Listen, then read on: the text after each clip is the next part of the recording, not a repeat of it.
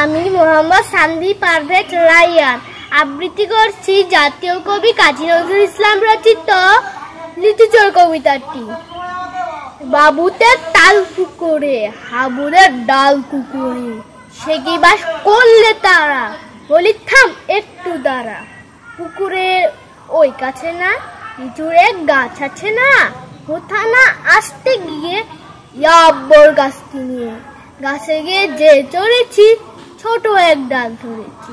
ও বাবা মরাত করে পড়েছি সরাত জোরে, পড়বি পর মালির ঘাড়ে ছিল কাছে আরে।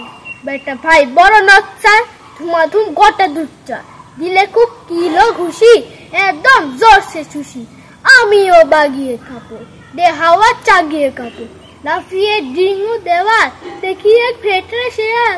আরে দেখ শেয়াল কোথা, ঘোড়াটা দাঁড়িয়ে ওঠা, দেখে যেই আঁকে ওঠা কুকুরও চাললে ছোটা।